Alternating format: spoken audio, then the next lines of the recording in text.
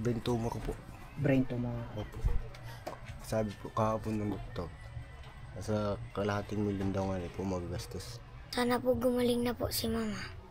Baka po malagaan na po kami.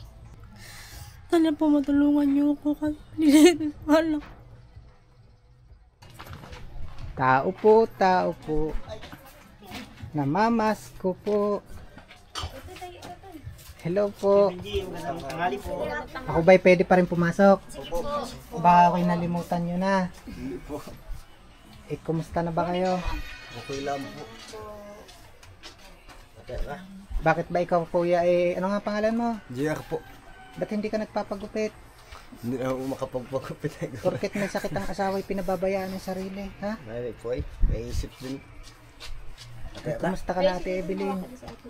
Ay lang po. Magkulap kahapon. Bakit? Ano nangyari? Sakit talaga po yan, hindi makakain. Naglock po ang bunga kami. Naglak po mga Hindi nakakain ng tubig. Bakit? wala naman po kahapon daw. Pumunta po ako sa Kalapan. Pinabasa ko po yung kanyang cities. Ayos ang puma, ayos. Lumabas na resolve. Opo. Kaso nga po, may bukol pa rin po sa utak. Ano sabi ng doktor? Dapat daw po operahan, kaso medyo delikado. So may chance operahan, kaya lang medyo delikado na. Oo. Hindi nagsitahan po ako nung kung talagang kanda, hindi operahan po siya. Kahit yan lang po sa kidunal. Kumusta na ikaw? Okay lang po. Anong nararamdaman mo ngayon? Wala po. Hindi Yung naman po pala masakit ng kahapon. ulo. Kahapon ho, nag-lock, tapos nag-lock din yung ganito yung tagalab. Tapos hindi siya makakain. Maghapon po siya hindi nakakain. Ngayon lang pong alas 3 na madali ako nakakain. Kumain ka na ngayon. Oo, kapainom po ako ng ganito yun. Pipilitin kumain ha. Opo. Ay, tingnan mo yung bata na yan. Siya nga, di ba siya yung bunso? Ay, liliit pa ng mga bata. Kaya nga po eh. Ah, Iyak na nga po pati yung nag-iwit kahapon. siya ngayon. Ha? Nag-iwit ho yung kanyang bibig. Medyo, ayaw nga. Parang na... Parang na may nangingiwi. stroke uli po. Kumusta ba ikaw simula nung umalis ako noon? Okay naman po. Nakulian lang nung parang namalito ako nung Nalagnat po siya eh. 2 araw. Tapos nangyari nga yung sinasabi mo na Parang nagpano siya kahapon. Nakapikit tapos hindi makapagsalita. makakalapit ka ba doon kay ate? Opo. Yan. Parang ngayon, iniwit pa rin. Kaya naigalaw naman yung kamay niya. Kahapon hindi man ho, nakagain na ang kamay niya kahapon. Ano nga eksaktong karamdaman ni ate? Brain tumor po. Brain tumor. Opo. Sabi po kahapon ng doktor, nasa kalahating milyon daw nga po magagastos. Kausap po ng doktor kahapon na sa Kalapan. Kung saan gagawin yung operation kung sakali? Kahit di na lang po sa Batangas na malapit-lapit to. Pero ganun daw kalaki. Pero ang alam ko naman, halimbawa magawa man, di ba? Pwede naman lumapit doon sa mga kwan po. sa malasakit at saka kung saan pa. Siguro ang mahalaga lang mayroon pa umpisa na pera. Opo. Kasi hindi naman literal pag sinabing may tulong ay libre lahat. Gusto mo gumaling?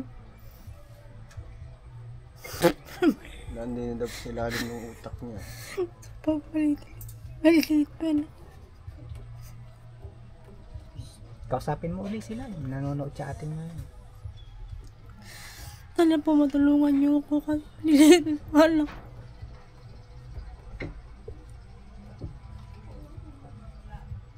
Halika nga rito, nak. Ano ang pangalan nito? EJ po. Kumusta ba si mama? Yung maayos lang nung isang araw, pero kahapon po hindi po siya ayos kasi po nag-lock po yung kanyang bibig po, hindi po siya makapagkain po, pati po hindi po siya makainom po ng gamot. Nahihirapan po magpainumin po ng gamot. Ano ba ang pinagpipray mo lagi? Yung sana po gumaling na po si Mama. Bakit gusto mong gumaling si mama? Para po malagaan na po kami. Sabihin ko lang po kay Mama, huwag po siya mag-isip, magpagaling po siya, magdasal po siya sa kanyang isip. Yun lang po ang masasabi ko sa aking mama. Gano'n mo kamahal si mama? Yang sobra po. Sobrang mahal ko po si mama. Pipray ka lagi ha. Apo, Sana marami pa makatulong. Maging okay na si mama. apo. Ate Evelyn, Kuya JR. Oo. Kasi tulad na sinabi ko sa inyo noon, Opo. wala naman talaga ako na itutulong financially. Ano? Ang tangi ko lang magagawa ay tulad nito, may ipakita yung inyong kalagayan, pero hindi ako yung tunay na tumutulong. Ha? Hindi ko siya makatayo eh. Sa ngayon, talagang ganyan na lang. Mula nung nagpunta ko kayo dito nung una, hindi na siya makatayo din. Pagkalabas ng hospital.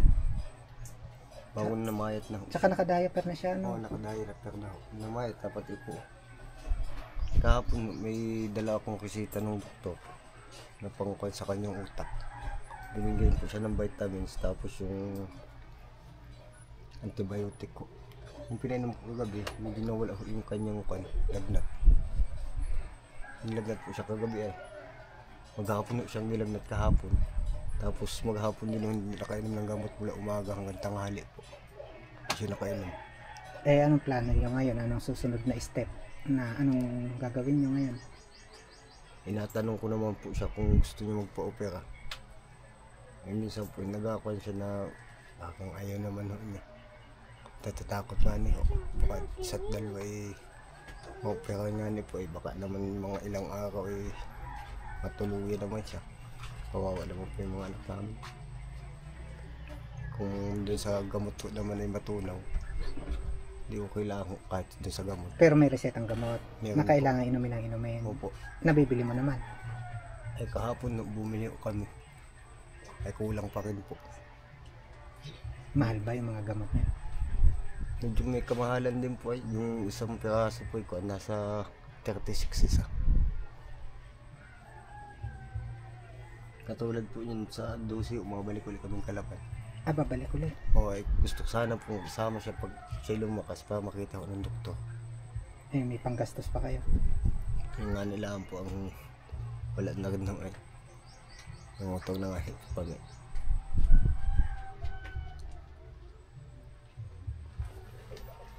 Pipray ka lagi ha.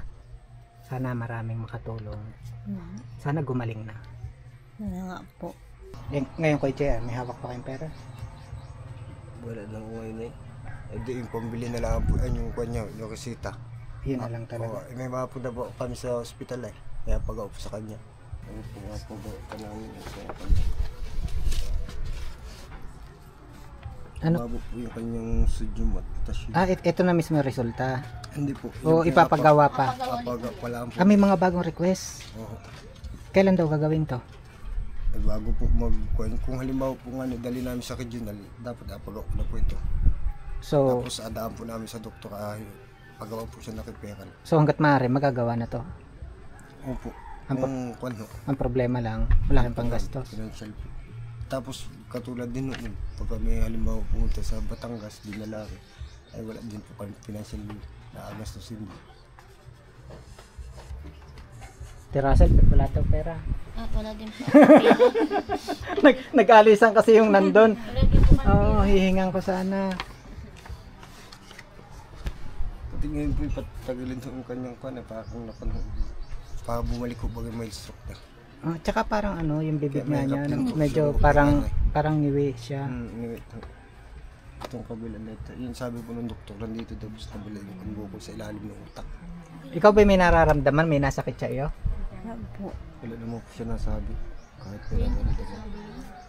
kahit may Sabi tayo lang po. Kung natanong namin pa ay wala po. Sabi niya. Natanong namin po kung masakit daw ang ulo niya. Hindi naman daw po. Yun lang. Tingin nga ng kamay mo. Ang putla din. Ano nga po, bawa na mayat na. Tamad-tama yung kamay mo. Iba yung kulay sa akin nung namumutla. Gawin kaya natin kulay asul yan.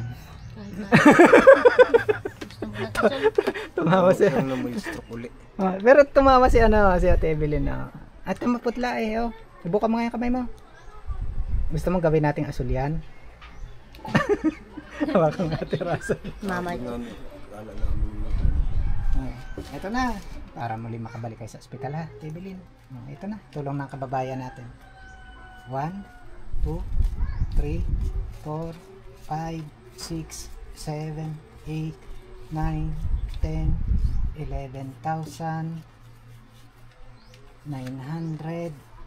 Yan, nandito pa yung kukumpleto. Yan, tulong ng mga kababayan natin.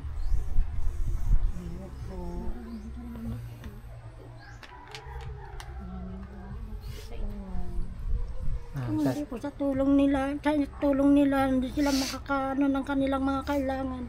Mahirap po paliwanag yung kanilang sitwasyon dahil ako araw-araw kasama nila dito. Kaya alam na alam ko ang kanilang kalagayan kung paano kung wala silang pera, panggastos, lalo pang asawa na walang trabaho. Hindi makapagtrabaho, gawa ng ano. Ganito ang kalagayan ng hipag ko.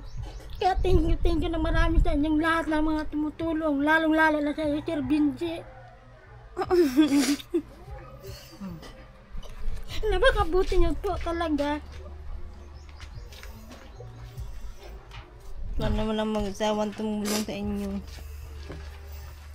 Basta tuloy ang pagdadasal ha, kasi ito maliit na halaga to kumpara dun sa alam kong kakailanganin ninyo. Malaking tulong ito pero alam kong higit pa dyan yung kakailanganin nyo. Ako, JR. maraming salamat po sa inyo.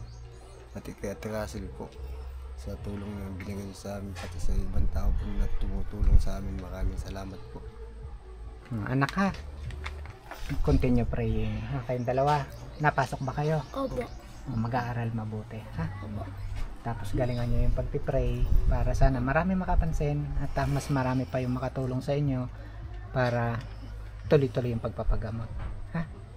Ngayon naman magpapasalamat tayo dun sa totoong nagbigay. Maraming salamat po kay Ate Charlotte and Kuya Kyle 1,000, kay Ma'am Maria Rosales 772, account number 9472 50 pesos, account number 3586 100. At dun sa tandaan nyo nung yung unang visit ko, yung nagbigay sa inyo nung una si ma'am, si ating anonymous sponsor, nagpadala ulit si ma'am ng 10,000 pesos para sa inyo. Salamat po.